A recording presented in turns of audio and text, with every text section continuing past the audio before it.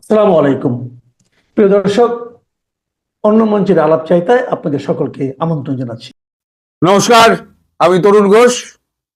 একটা পোস্ট দেখেছেন আপনারা।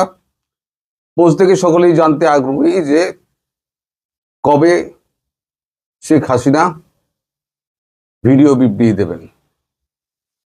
সেই খবরে যাওয়ার আগে আমি একটা পুরনো খবরে ফিরি। 14 ডিসেম্বর আমি প্রধানমন্ত্রী শেখ হাসিনার সঙ্গে দিল্লিতে দেখা করতে গেছিলাম। ফিরে এসে আমি ওদিনকে সকালবেলা আমাদের একটা পিকনিক ছিল। সকালবেলা ভিডিওটি করে আমি সন্ধ্যেবেলা পোস্ট করেছিলাম। সেখানে আমি যা যা বলেছিলাম, এখন যুক্তরাজ্য থেকে ব্রিটেন থেকে যে নেতারা গিয়েছিলেন তারা দেখা করে এসে যা যা বলেছেন, আমার 14 ডিসেম্বরের ভিডিওর সঙ্গে মিলিয়ে দেখে নিন যে একটা বিরাট বাংলোতে উনি রাজকীয় হালে আছেন। তার দেখাশোনার জন্য 28 জন সহকারী রয়েছে এবং তিনি একটি রাজকীয় সোফায় বসেছিলেন। তিনি স্বতঃস্ফূর্ত ছিলেন, তিনি চঞ্চল ছিলেন এবং তার শারীরিক কোনো রকম রোগ ব্যাধি আমার চোখে পড়েনি। আমি যা যা বলেছিলাম আর এনারা যা যা বলছেন, আপনাদের কাগজেও সব বেরিয়েছে। এবার মিলিয়ে দেখুন, 14 তারিখে যে আমি ভিডিও করেছিলাম তার কমেন্টে যা যা এসছিল কমেন্টগুলো, সেগুলো দয়া করে আপনারা পড়ে দেখবেন। আর এখন যে ঘটনা ঘটছে, তাহলে সেদিন যারা কমেন্ট করেছিলেন আজকে তারা কি উত্তর দেবেন, আমি সেটাই ভাবছি। তো আমি বলি অনেক আগে, ঘটনা পরবর্তীকালে দেখা যায় যে ঘটনাটা সত্যি। ওই জন্য আমি বলি যে তাৎক্ষণিকভাবে কিছু হচ্ছে না বলে সবাই আমাকে গুজববাজ বলে ট্যাগ মেরে দেন, কিন্তু আমি আজকে বলছি কালকেই হবে এমন কোনো ঘটনা কিন্তু হয় না, দেরি হয়। আন্তর্জাতিক পলিটিক্সে রোজ একটা কিছু না বদল হচ্ছে, তা দেরি হয়। তো আমি জানতাম কেউ না কেউ তো যাবেন, কেউ না কেউ তো সত্যটা প্রকাশ হবে। সত্য দেখুন কখনো চাপা থাকে না, ও বেরিয়ে আসবেই। আমি যদি মিথ্যে বলি সেটাও যেমন বেরিয়ে আসবে, সত্য বললে সেটাও বেরিয়ে আসবে। তা আমার যে ওই যে সত্য কথন ছিল, সেটা কতটা সত্য ছিল এবার আপনারা কাগজে যা বেরোচ্ছে, যা মিডিয়ায় বেরোচ্ছে, যা নিয়ে আলোচনা হচ্ছে, এখন তপ্ত বাংলাদেশ, প্রতিটা অক্ষর 14 ডিসেম্বরের ভিডিওটা দেখে নিয়ে একটু পেছনে যেতে হবে আপনাদের, দেখে নেবেন উনি। এবার আসি শেখ হাসিনার বক্তব্যে। দেখুন, আমাদের এখানে 28 তারিখে 28শে জানুয়ারি আমাদের এখানে সর্বদলীয় একটা বৈঠক হয়েছে। আজকে বাজেট পেশ হচ্ছে সংসদে।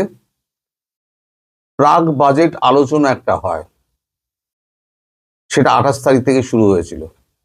কিন্তু কখন থেকে শুরু হয়? 11টা থেকে। সেদিনকে ডাকা হয়েছিল 8টার সময়। আমরা পরে যা জেনেছি, আজকে যা জানতে পেরেছি, আজকে না গতকালই বলা যায় জানতে পেরেছি, ঘড়ির কাঁটা ধরলে। তো ওই 8টার সময় ডাকা হয়েছিল এই কারণে, সেখানে যেন কোনো মিডিয়া না থাকে। ওই সর্বভারতীয় যে বৈঠকটা হয়, এটা প্রাক বাজেট বৈঠকের আগে, তারপর টি ব্রেক হয়ে যায়, তারপরে প্রাক বাজেট বক্তৃতা নিয়ে আলোচনা হয়। সেখানে শেখ হাসিনা দেশে ফেরার প্রসঙ্গ আসে এবং সবার মতামত চাওয়া হয় মৌখিকভাবে। থাকার ব্যাপারেও তারা কোনো অমত করেনি, দেশে ফেরানোর ব্যাপারেও তারা অমত করেনি। তারা বলেছেন যে যত দ্রুত পারা যায় তাকে দেশে ফেরানো হোক এবং সুরক্ষিত অবস্থায় তার সুরক্ষার গ্যারান্টি দিয়ে ফেরত ফেরানো হোক।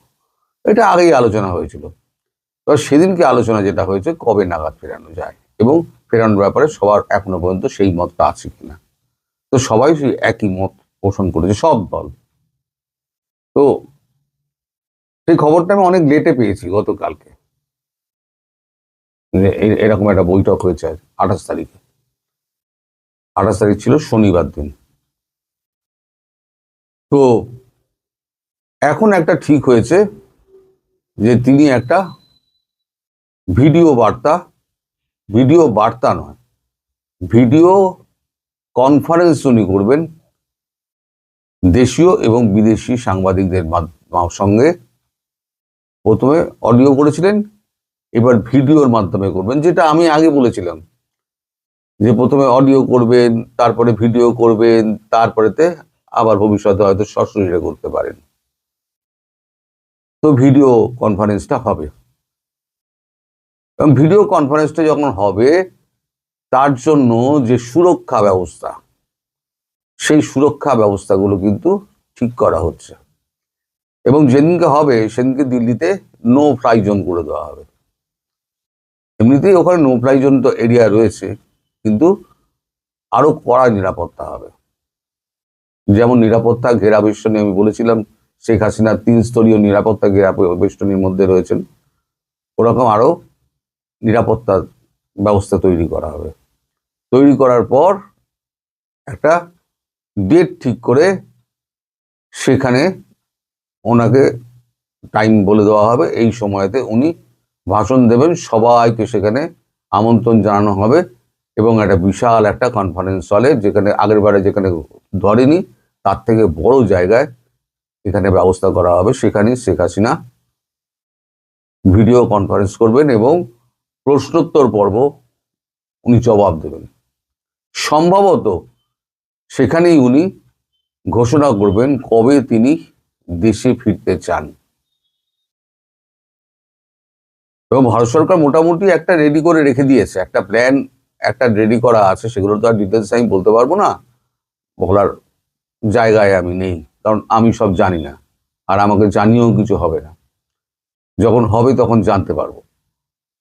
তো এই অবস্থায় এখন রয়েছে। এর বিশেষ দায়িত্ব পড়েছে অজিত দোভালের উপরে, যে তাকে দেশে ফিরানো, কি কলকাঠি নাড়তে হবে, কিভাবে ফিরবেন, তার আগে ইউনূসের কি হবে। তার আগে ইউনূসের, আমার মনে হয় ইউনূসের দফারফা তার আগে হয়ে যাবে। এই 12 তারিখের আশেপাশে ইউনূসের দফারফা হয়তো হয়ে যাবে। আমি ওই জন্য গতকালকে খুব শুভেচ্ছা ইউনূসকে জানিয়ে রেখে দিয়েছি, ভালো থাকবেন, সুস্থ থাকবেন, যেখানেই থাকুন, মানে এই পৃথিবীতে থাকুন আর ওই পৃথিবীতে থাকুন, যেখানেই থাকুন আপনি সুস্থ থাকবেন, সুস্থ শরীরে হোক, সুস্থ আত্মায় হোক, আপনি থাকবেন। এখন আপনার দেশে ভোট নিয়ে তো এখন খুব আলোচনা হচ্ছে। আমি তো বরাবরই বলি ভোট মশাই হবে না, 12 তারিখের ভোট হবে না। আমি এখনো বলে যাচ্ছি, আজকে ফেব্রুয়ারি মাসের 1 তারিখে আমি আপনাদের এখনো বলছি 12 তারিখে ভোট হবে না। আর যদি 2 নম্বরই করে ভোট করতে চায়, তাহলে কাল যেটা বলেছি সেটা হচ্ছে নিজের কবর নিজে খুঁড়বে ডক্টর মোহাম্মদ ইউনূস। সেক্ষেত্রে কোন দেশ তাকে তুলবে সেটা আমি বলতে পারবো না। আমেরিকাও তুলতে পারে, ভারত তুলতে পারে, তুলে নিয়ে চলে আসবে। এবার ভোট করেছে তো, আন্তর্জাতিক সমস্ত এগুলো ভেঙে, উপদেশ ভেঙে বলুন, আদেশ ভেঙে বলুন, যাই বলুন না কেন, নিজের খেয়াল খুশি মতো একটা দেশকে উনি চালাচ্ছেন আর একটা সিরিয়া করার জন্য, তার উপযুক্ত তাকে দণ্ড পেতে হবে। তো যাই হোক, শেখ হাসিনা সেদিনকে দেশে ফেরার কথা এবং ডেট হয়তো ঘোষণা করতে পারেন, কারণ তিনি কি বলবেন তা তো আমি জানি না, তার সঙ্গে আমার আর যোগাযোগ হয় না। ওই একবারই দেখা হয়েছিল, একবারই কথা হয়েছিল, ব্যাস, ওখানেই শুরু ওখানেই শেষ। আমি কখনোই দাবি করি না যে আমার সঙ্গে কথাবার্তা হয়, আমি কোনোদিন দাবি করি না। তো তখন আপনারা জানতে পারবেন। আপাতত এটা জেনে রাখুন, 12 তারিখের আগে হয়তো ইউনূসের এসপার ওসপার হবে, আর শেখ হাসিনার কে আপনারা সশরীরে দেখতে পাবেন। এই যে এত কাণ্ড, এত সব খবর টবর উঠে বেড়ায় না, এআই দিয়ে হয়, অমুক দিয়ে হয়, সেদিন বুঝতে পারবেন এআই দিয়ে হয় না কোচ শেখ হাসিনা বসে থেকে কথা বলবেন, এবং প্রশ্নোত্তর জবাব, প্রশ্নের জবাব, প্রশ্ন করা, এই সমস্ত ব্যাপারটা শেখ হাসিনা প্রথা মাফিক যেরকম হয় সেরকম ভাবে উনি করবেন। ডেটটা আমি বলতে পারবো না, ডেটটা জানার জন্য আপনাদের একটু অপেক্ষা করতে। একটি কথিত অন্তর্বর্তী সরকার যার কাজ ছিল নির্বাচন আয়োজন এবং শান্তিপূর্ণ ক্ষমতা হস্তান্তর, তারা মেয়াদের শেষ প্রান্তে এসে এমন সব দীর্ঘমেয়াদী সিদ্ধান্ত নিচ্ছে যা পরবর্তী নির্বাচিত সরকার চাইলে ফিরিয়েও আনতে পারবে না। বন্দরের মতো কৌশলগত সম্পদ বিদেশি প্রতিষ্ঠানের হাতে তুলে দেওয়ার সিদ্ধান্ত সেই প্রবণতার সবচেয়ে নগ্ন উদাহরণ। এখানে শুধু সিদ্ধান্ত নয়, সিদ্ধান্ত নেওয়ার পদ্ধতিটা প্রশ্নবিদ্ধ। কোনো উন্মুক্ত দরপত্র নেই, কোনো প্রতিযোগিতামূলক বিডিং নেই, কোনো সংসদীয় বা জন আলোচনা নেই। রাষ্ট্রের সবচেয়ে মূল্যবান সম্পদের ক্ষেত্রে যে ন্যূনতম স্বচ্ছতা থাকা উচিত তার ধারের কাছে এই প্রক্রিয়া যায়নি। আরো উদ্বেগজনক হলো যারা এই সিদ্ধান্তের বিরুদ্ধে প্রশ্ন তুলছে, বন্দর কর্মচারী, সংশ্লিষ্ট পেশাজীবী, তাদের মুখ বন্ধ করার প্রশাসনিক তৎপরতা, অফিস আদেশ, শৃঙ্খলা ভঙ্গের অভিযোগ, চাকরি বিধিমালার ভয় দেখানো, এসবের লক্ষ্য কিন্তু স্পষ্ট। বিতর্ক দমন করা, আলোচনা বন্ধ করা আর সময়ের আগে চুক্তি চূড়ান্ত করা। এটি একটি সুপরিচিত কৌশল। সিদ্ধান্ত আগে, সম্মতি পরে, আর বিরোধিতা করলে শাস্তি।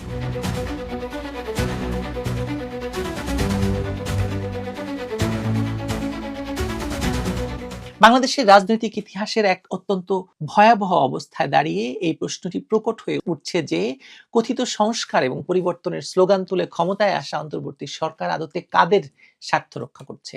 2024 সালের আগস্টে যে নাটকীয় পরিস্থিতির মধ্য দিয়ে বা যে ভয়ঙ্কর পরিস্থিতির মধ্য দিয়ে ডক্টর ইউনূস ক্ষমতা দখল করেন, তার পেছনে চালিকা শক্তি এবং তাদের গোপন এজেন্ডাগুলো এখন দিনের আলোর মতো স্পষ্ট হতে শুরু করেছে।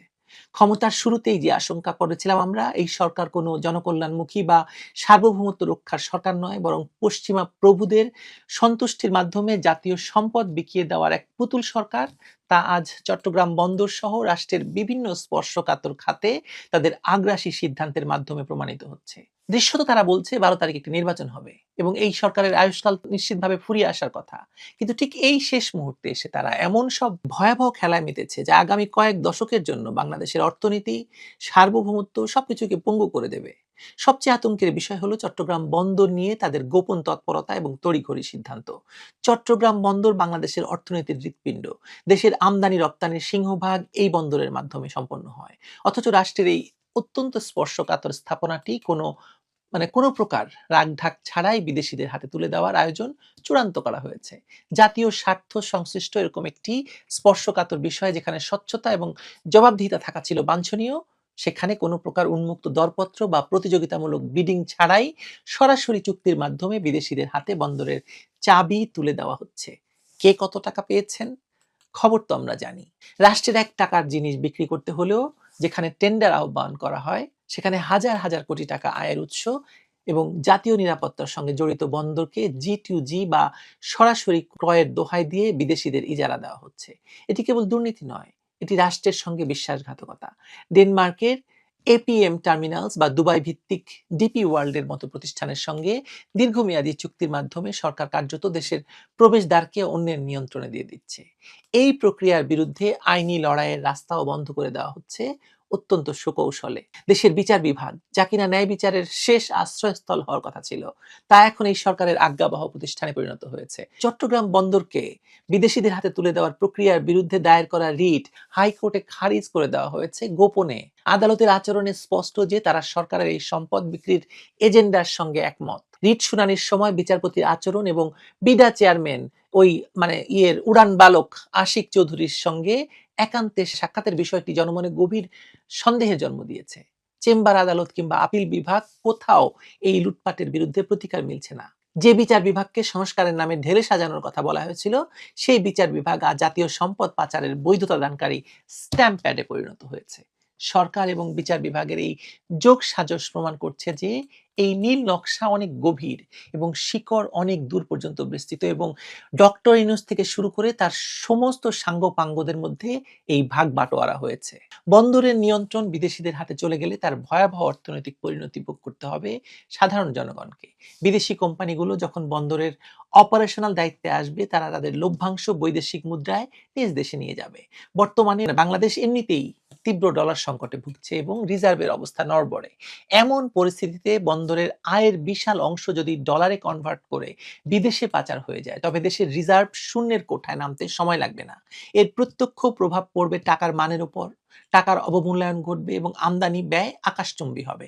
এটা খুব সবাই বোঝে। ফলে নিত্য প্রয়োজনীয় দ্রব্যমূল্য সাধারণ মানুষের ক্রয় ক্ষমতার বাইরে চলে যাবে, যা চলে গেছে ইতিমধ্যে। বিদেশি প্রভুদের খুশি করতে গিয়ে দেশের অর্থনীতিকে যে খাদের কিনারায় নিয়ে যাওয়া হচ্ছে, তার মাসুল দিতে হবে আগামী প্রজন্মকে। তথাকথিত সংস্কারের বুলিয়া ওড়ানো সরকার আদতে দেশকে একটি দীর্ঘস্থায়ী অর্থনৈতিক দাসত্বের শৃঙ্খলে আবদ্ধ করেছে। সরকারের উপদেষ্টারা স্বীকার করছে যে হাজার হাজার কোটি টাকা লোন নেওয়া হয়েছে এবং ঋণের কবলে বাংলাদেশ পড়েছে। শুধু তাই নয়, এই অন্যায় প্রক্রিয়ার বিরুদ্ধে কেউ যেন টু শব্দটি করতে না পারে, সেজন্য চট্টগ্রাম বন্দর কর্তৃপক্ষের কর্মচারীদের উপর নেমে এসেছে খড়গ।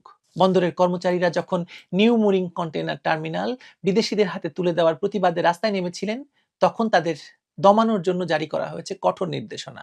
সরকারি কর্মচারী আচরণ বিধির দোহাই দিয়ে তাদের মিছিল মিটিং নিষিদ্ধ করা হয়েছে। সামাজিক যোগাযোগ মাধ্যমে মত প্রকাশে বাধা দেওয়া হয়েছে এবং শাস্তিমূলক ব্যবস্থার হুমকি দেওয়া হচ্ছে। এটি কোন ধরনের গণতন্ত্র, যেখানে দেশের সম্পদ রক্ষার দাবি তোলা অপরাধ? আসলে এই সরকার জানে যে তাদের এই দেশ বিরোধী কর্মকাণ্ড জনগণ মেনে নেবে না, তাই তারা ভয়ের সংস্কৃতি চালু করেছে। ভয়ের সংস্কৃতি কিন্তু আলী রিয়াজের একটা বইয়ের নাম, আপনারা জানেন কিনা জানি না। এবং সেই বই থেকে কিন্তু আলী রিয়াজ ক্লাসিক ভাবে এই ভয়ের সংস্কৃতি সবার মধ্যে ছড়িয়ে দিচ্ছে। এনসিটি সংক্রান্ত আদালতের রায়কে, মানে নিউ মুরিং কন্টেইনার টার্মিনাল সংক্রান্ত আদালতের রায়কে ঢাল হিসেবে ব্যবহার করে তারা কর্মচারীদের কণ্ঠরোধ করছে, যা স্বৈরাচারী আচরণ। নির্বাচনের মাত্র কয়েক সপ্তাহ আগে তড়িঘড়ি করে দীর্ঘমেয়াদী সব চুক্তি করার পেছনে সরকারের উদ্দেশ্য অত্যন্ত দূরভিসন্ধিমূলক। তারা জানে যে নির্বাচনের পর তারা ক্ষমতায় থাকবে না, তাই যাওয়ার আগে তারা এমন সব চুক্তি এবং সিদ্ধান্ত চাপিয়ে দিতে চায় যা পরবর্তী নির্বাচিত সরকারের জন্য গলার কাটা হয়ে দাঁড়ায়। মানে একেই রাষ্ট্রবিজ্ঞানের ভাষায় বলা হয় পোড়ামাটি নীতি। তারা দেশটাকে এমন অবস্থায় রেখে যেতে ভারত বিরোধী বাংলাদেশে ভারত অনুদানের পরিমাণ অনেক বাড়িয়ে দিল। এই প্রসঙ্গটি নিয়ে কথা বলবো। প্রসঙ্গটি ছোট বা বড় বা সংবাদটি গুরুত্ব কম বা বেশি সেটি বিবেচ্য বিষয় নয়, কিন্তু এই মুহূর্তে বাংলাদেশে একটি ভারত বিরোধী সরকার আছে। এই সরকারের আমলেও ভারত বিগত সময়ে যে অনুদান বাংলাদেশের জন্য দেয় তার থেকে ৭৪% বাড়িয়ে দিয়েছে। আপনারা জানেন যে এই মুহূর্তে ভারতের লোকসভায় কেন্দ্রীয়ভাবে বাজেট অধিবেশন চলছে। এই বাজেট অধিবেশনে বাজেট ঘোষিত হয়েছে এবং সেই বাজেটে ভারত তাদের বন্ধু প্রতিম রাষ্ট্রগুলোকে, পৃথিবীর অনেক বন্ধু রাষ্ট্র আছে যা, এবং নেইবারহুড ফার্স্ট, ভারত প্রতিবেশী ফার্স্ট নীতিতে চলে। প্রতিবেশী বিশেষ করে মালদ্বীপ, নেপাল কিংবা ভুটান, এসব দেশ ভারতের অনুদানে একটা বিশাল সুবিধা ভোগ করে। বাংলাদেশও কিছু অনুদান পায়, কিন্তু বাংলাদেশ আরও বেশি পেতে পারত। যেটাই হোক, আমি বলছি যে বৈরী বাংলাদেশে আসলে একটা সরকার আছে। আমি বিশ্বাস করি না যে বাংলাদেশ ভারত বিরোধিতা করে। সীমিত বেশিরভাগ মানুষ আসলে ভারতের সাথে একটা যৌক্তিক সম্পর্কে বিশ্বাস করে। বাংলাদেশের সীমিত কিছু মানুষের হাইপটা খুব বেশি দেখা যায়, যারা ভারত বিরোধিতা করে তাদের কারণে মনে হয় যে বাংলাদেশ মনে হয় ভারত বিরোধী। নতুন অর্থ বছরের বাজেটে বাংলাদেশের জন্য বরাদ্দ ৭৪% বাড়িয়েছে ভারত। এর ফলে দেশটির বাজেটে বাংলাদেশের জন্য বরাদ্দ হয়েছে ৬০ কোটি রুপি। ভারতের কেন্দ্রীয় বাজেটের নথির বরাদ দিয়ে এ তথ্য জানিয়েছে ভারতীয় সংবাদ মাধ্যম দ্য হিন্দু বিজনেস লাইন। প্রতিবেদনে বলা হয়েছে, ভারতের ২০২৭ অর্থ বছরে বাংলাদেশকে দেওয়া অনুদান সহায়তা ৭৪% বাড়ানো হয়েছে। দেশে দেশে সময়ে সময়ে ভারত বিরোধী মনোভাব দেখা গেলেও এই সহায়তা বাড়ানো হয়েছে। একই সঙ্গে ইরানের চাবাহার বন্দরের জন্য বরাদ্দ অনুদান বন্ধ করে দিয়েছে নয়াদিল্লি। যুক্তরাষ্ট্রের ক্রমবর্ধমান নিষেধাজ্ঞার চাপ এবং কূটনৈতিক সংবেদনশীলতায় এই সিদ্ধান্তের পেছনে বড় কারণ হিসেবে কাজ করেছে। সেই হিসাবে বাংলাদেশকে অনুদান হিসেবে দেওয়ার জন্য ৬০ কোটি বরাদ্দ করেছে ভারত সরকার। আগের অর্থ বছরের সংশোধিত হিসেব অনুযায়ী এই অঙ্ক ছিল ৩৪ কোটি ৮৪ লক্ষ রুপি।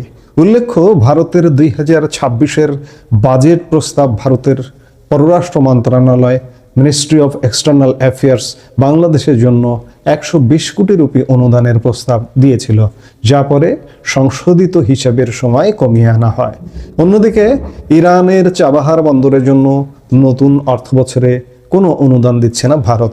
এর আগে ২০২৪-২৫ অর্থ বছরে চাবাহার বন্দরের জন্য ভারত 400 কোটি রুপি দিয়েছিল। পাশাপাশি 26 অর্থ বছরের সংশোধিত বাজেটে আরও 400 কোটি রুপি দেওয়ার প্রতিশ্রুতিও ছিল, কিন্তু নতুন বাজেটে সেই বরাদ্দ পুরোপুরি বাদ দেওয়া হয়েছে। ইরানের কৌশলগত অবকাঠামো প্রকল্পে সহায়তা করলে যুক্তরাষ্ট্রের পক্ষ থেকে দ্বিতীয় নিষেধাজ্ঞার আশঙ্কা এবং ভারতের উপর শুল্ক সংক্রান্ত চাপ এই সিদ্ধান্তে প্রভাব ফেলেছে বলে মনে করা হচ্ছে।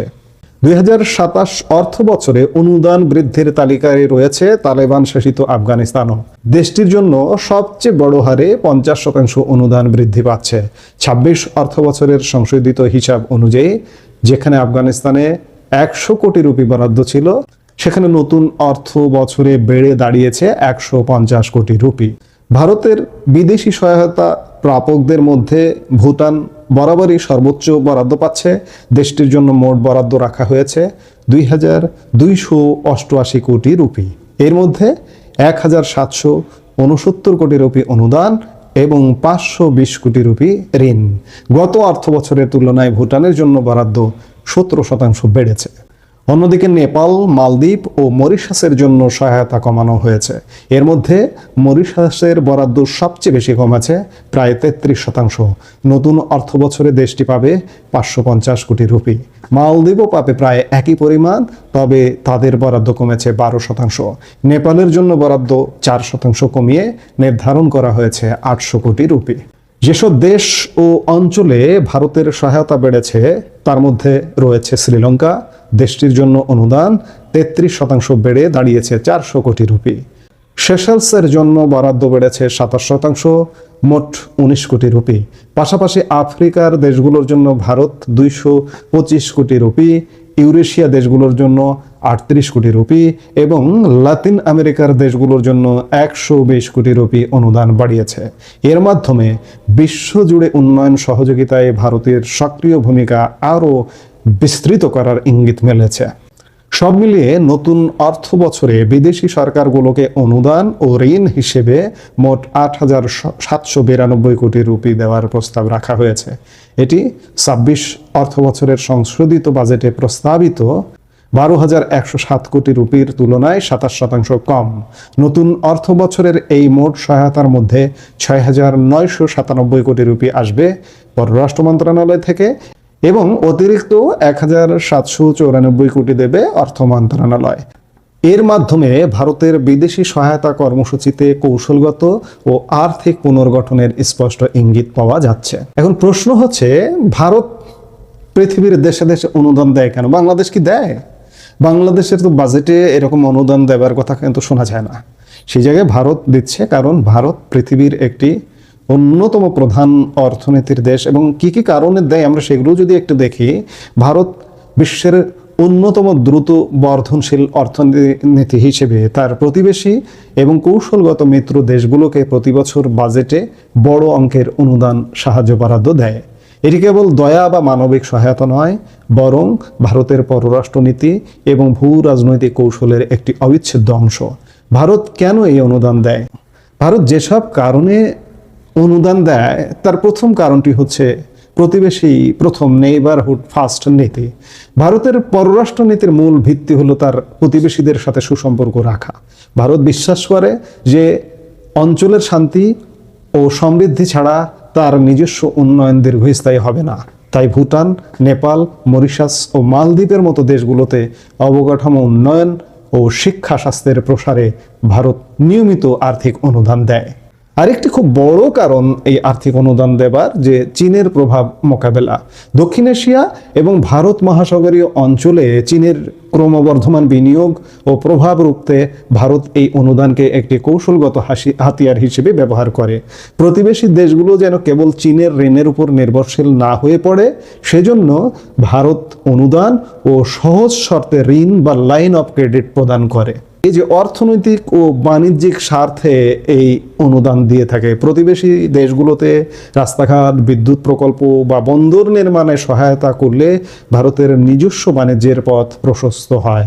যেমন ভুটান ও নেপালে জলবিদ্যুৎ প্রকল্পে বিনিয়োগের মাধ্যমে ভারত সেখান থেকে উদ্বৃত্ত বিদ্যুৎ আমদানির সুবিধা পায়। আফগানিস্তান ও ইরানে বিনিয়োগের মাধ্যমে ভারত মধ্য এশিয়ায় বাণিজ্যের বিকল্প পথ তৈরি করে। এই সীমান্তবর্তী দেশগুলোতে অস্থিতিশীলতা বা চরম দারিদ্র্য থাকলে তা ভারতের অভ্যন্তরীণ নিরাপত্তার জন্য হুমকি হতে পারে, যেমন শরণার্থী সমস্যা বা উগ্রবাদ।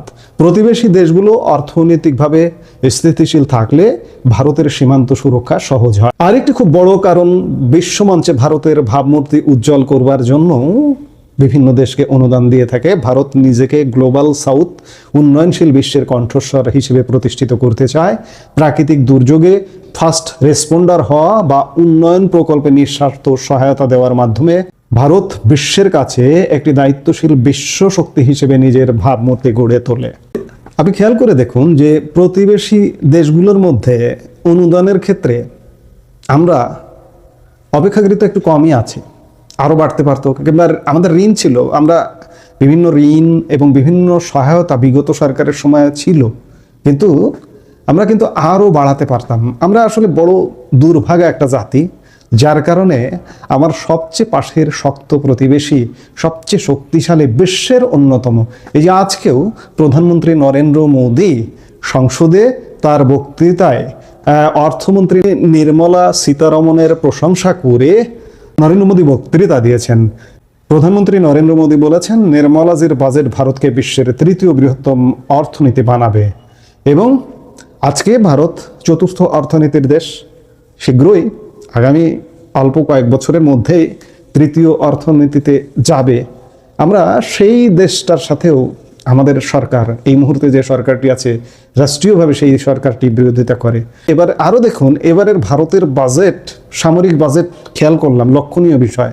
গত অর্থ বছরের তুলনায় 1,04,000 কোটি টাকা সামরিক বাজেট শুধু বাড়িয়েছে। এবার প্রতিরক্ষা খাতে বরাদ্দ বেড়ে হলো 7,85,000 কোটি টাকা। এটা কিন্তু রুপি। দর্শক, আপনি নিশ্চয়ই বাংলাদেশের টোটাল সব খাতের বাজেট সম্পর্কে আপনার ধারণা আছে। 8 লক্ষ কোটি টাকাও কিন্তু নয়, 7,90,000 কোটি টাকার একটু বেশি। সেখানে ভারতের সামরিক বাজেট 7,85,000 কোটি টাকা, এবং এটি লক্ষণীয় বিষয় যে এটা 1 লক্ষ কোটি বেড়ে গেল কেন? এর নানাবিধ কারণ থাকতে পারে। পশ্চিম সীমান্ত, পূর্ব সীমান্ত বলতে বাংলাদেশ চোখ রাঙাচ্ছে, যার কারণে তাদের সামরিক শক্তি আরও বৃদ্ধি করতে হবে। এই মুহূর্তে বিশ্বের তৃতীয় শক্তিধর সামরিক শক্তি আরও তাদের সামরিক শক্তি বাড়াচ্ছে। সামরিক অর্থনীতিতে এমন শক্তিধর দেশের বন্ধুত্ব আমরা যেন দূরে সরে দিচ্ছি এই মুহূর্তে সরকারকে যদি বলি। যাই হোক, যেটি হোক, এতটা বৈরী বাংলাদেশের সরকার, বাংলাদেশের 5 to 10% জনগণ, তারপরেও ভারত তাদের যে আর্থিক অনুদানের জন্য বাজেটে বরাদ্দ বাড়িয়েছে 74%, এই জন্য আমরা নিঃসন্দেহে গর্বিত। কিন্তু আমরা ভারতকে কাজে লাগাতে পারতাম আমাদের জন্যই, আমাদের সুযোগে। যেমন এই যে দেখুন না, ভুটানের বরাদ্দ দেখুন, নেপালের বরাদ্দ দেখুন, মালদ্বীপের বরাদ্দ দেখুন। তারা তো ছোট দেশ, ছোট জনসংখ্যা, আমাদের বরাদ্দ কিন্তু এখনো কম। আমরা কিন্তু এটা চাইলে আমরা কূটনৈতিক তৎপরতা চালিয়ে বাড়িয়ে নিতে পারতাম। শুধু বাড়িয়ে না, আমরা নানা ক্ষেত্রে ভারত ভূমি ব্যবহার করতে পারতাম। আমরাও তাদের বাণিজ্যিকভাবে ধরুন ভাড়া দিতাম। এই যে ট্রানজিট, আমরা ধরুন ভাড়া দিতাম। ভাড়া দিয়ে অর্থনীতিতে লাভবান কে হতো? আমরা হতাম। ইউরোপের দেশগুলো করছে না, আমরা কেন করতে পারবো না? আমরা করতে পারবো না। আমাদের এখানে বিরাট একটা পাকিস্তান আছে, সমাজ বহির্ভূত একটা দেশ। আবার একই সাথে বাংলাদেশের সীমিত সংখ্যক হলেও একটা সমাজ বহির্ভূত শ্রেণী আছে। তাদের কারণে আমরা কিন্তু ইউরোপ কখনোই হতে পারবো না এই অঞ্চলে। যাই হোক, আমাদের যে কোনোভাবে ভারতের সাথে কাঁধে কাঁধ মিলিয়ে তাদের উন্নতির সাথে চলতে হবে। ব্যক্তিগতভাবে বন্ধুত্ব করবেন আপনি কার সাথে? যে আপনার থেকে ভালো, যার থেকে আপনি পাবেন, তার সাথে বন্ধুত্ব করবেন। কিন্তু এই মুহূর্তের বাংলাদেশ আপনার থেকে যে পিছিয়ে, তার সাথে বন্ধুত্ব করে, পাকিস্তানের সাথে। আমি এই কথাগুলো হাজারবার বলেছি, আবারও বললাম। যাই হোক, কথা শেষ করতে চাই। অনেক কথা শেষ হবার নয় এই মুহূর্তে।